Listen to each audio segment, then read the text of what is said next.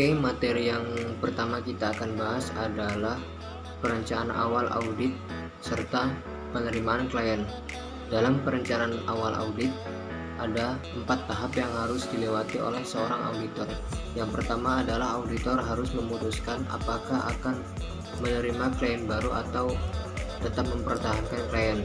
Yang kedua adalah auditor mengidentifikasikan alasan klien untuk penugasan audit. Tahap yang ketiga adalah mendapatkan kesepahaman dengan klien. Tahap yang keempat adalah tahap pengembangan strategi. Strategi audit harus mempertimbangkan sifat bidang usaha klien dan juga area-area yang mempunyai resiko kesalahan penyajian.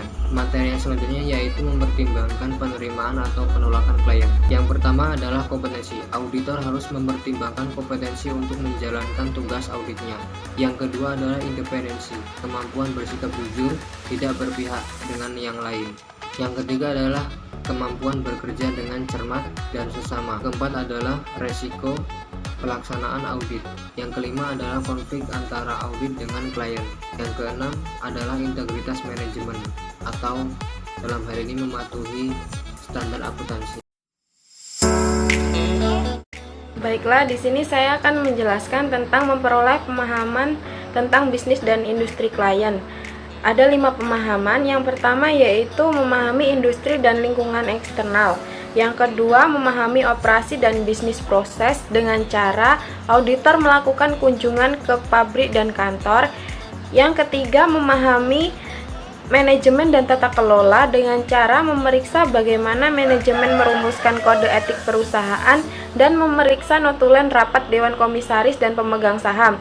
Yang keempat yaitu memahami tujuan dan strategi industri dengan cara efektivitas dan efisiensi operasi dan ketaatan pada hukum. Yang kelima yaitu memahami pengukuran kinerja KPI. Auditor harus memahami indikator apa yang digunakan oleh perusahaan dengan tujuan untuk mengidentifikasi fraud. Menilai resiko bisnis klien. Resiko bisnis adalah resiko kegagalan klien dalam mencapai tujuan perusahaan. Auditor menaruh perhatian besar terhadap resiko terjadinya kesalahan penyajian material dalam laporan keuangan yang diakibatkan oleh resiko bisnis klien. Yang pertama, pemahaman bisnis dan industri klien. Yang kedua, menilai resiko bisnis klien. Yang ketiga, menilai resiko kesalahan penyajian material. Dari resiko yang telah diidentifikasi, kita akan turunkan ke resiko keuangan. Kita akan menilai resiko apakah resiko kesalahan penyajian material di dalam laporan keuangan perusahaan. Dari tahap ini, kita dapat menentukan integrisnya, kontrolisnya, dan finansialisnya. Prosedur analisis pendahuluan. Auditor melaksanakan prosedur analisis pendahuluan untuk memahami industri dan bisnis klien dan mengidentifikasi risiko salah saji. Jenis-jenis prosedur analisis yang dilakukan auditor. Yang pertama, bandingkan rasio-rasio keuangan klien dengan data industri. Yang kedua, bandingkan data 2 tahun lalu pada periode yang sama. Yang ketiga, bandingkan data klien dengan expect result yang ditentukan oleh klien. Yang keempat, bandingkan data klien dengan expect result yang ditentukan oleh auditor. Yang terakhir, bandingkan data klien dengan hasil yang diharapkan dengan menggunakan data non-keuangan. Laksanakan prosedur analitis. Prosedur analitis dilaksanakan setiap waktu sepanjang audit berlangsung.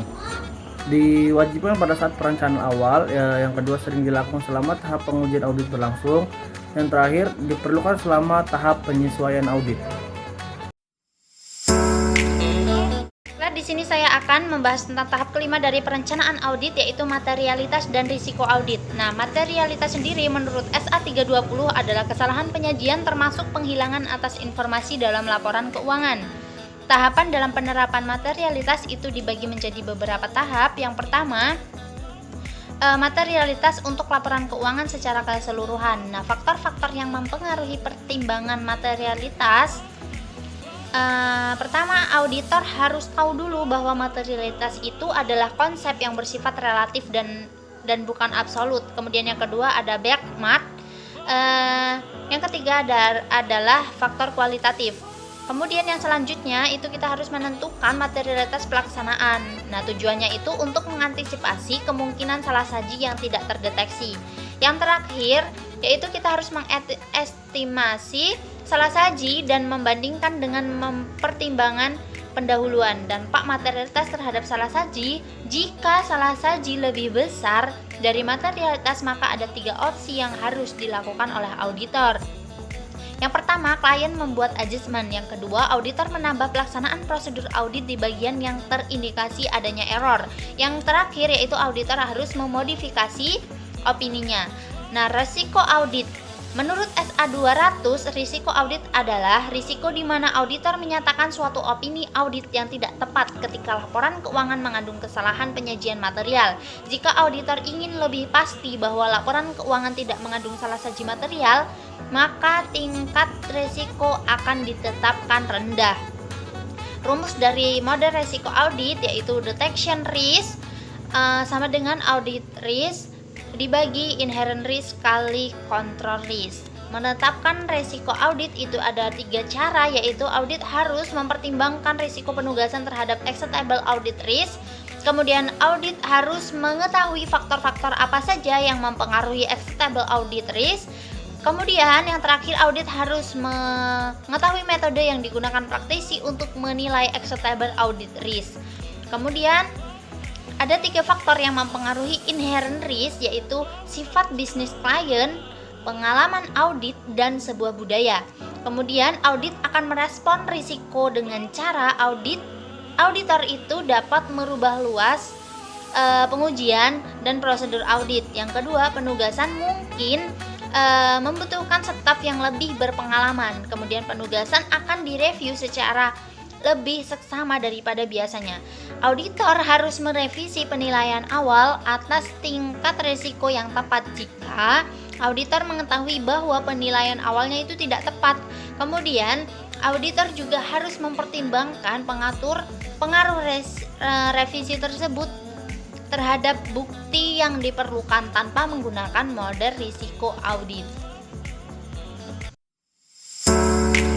Berdasarkan SA 315 paragraf 4 poin C, pengendalian internal adalah proses yang dirancang, diimplementasikan, dan dipelihara oleh pihak yang bertanggung jawab atas tata kelola, manajemen, dan personil lain untuk menyediakan keyakinan yang memadai tentang pencapaian tujuan entitas yang berkaitan dengan keandalan pelaporan keuangan, efisiensi dan efektivitas operasi entitas, dan kepatuhan terhadap perundang-undangan.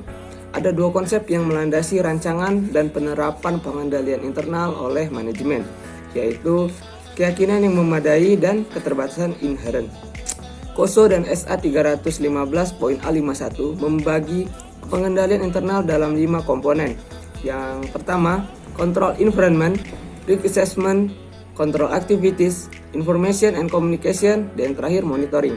Dari kelima komponen ini, control environment adalah komponen yang paling utama yang harus dipastikan keefektifannya.